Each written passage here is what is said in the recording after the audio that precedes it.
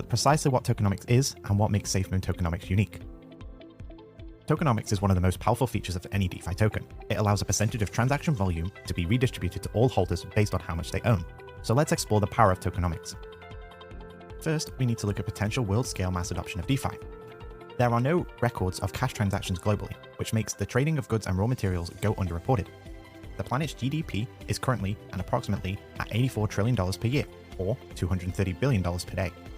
Now, let us track one material's journey, raw iron ore freshly minted out of the ground, from its first sale to its final sale to see the missed potential.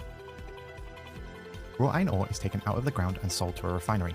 Once refined, it is sold to a steel mill that takes the refined ore and molds it into sheets. The sheets are then sold to be used with various products such as cars, which are ultimately sold yet again.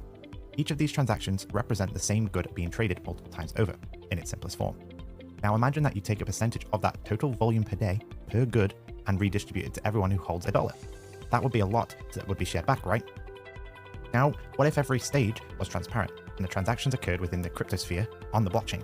Well, putting both blockchain and redistribution, in our case tokenomics, you get Safemoon. Now let's break down the Safemoon tokenomics, and what it looks like being redistributed. First thing to mention regarding Safemoon tokenomics is its migration to its version 2 contract. Currently, there are 2 levels of Safemoon tokenomics that can be expanded upon as the future and the cryptosphere evolves. With every transaction of Safemoon, you can incur a fee, either a 2% fee or a 10% fee, depending on the transaction type. For the buys and sells of the Safemoon token, you are charged a 10% fee, which is broken down to help the Safemoon ecosystem grow. From a 10% tax, 4% of that is reflections, where you as a holder receives a percentage of each transaction based on the amount of Safemoon that you hold.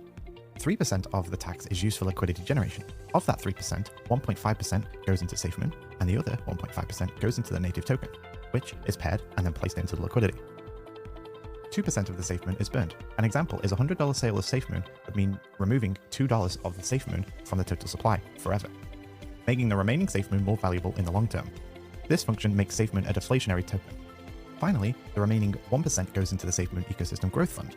The Growth Fund allows Safemoon to continue its mission of growing its ecosystem and releasing products it has lined up for the future.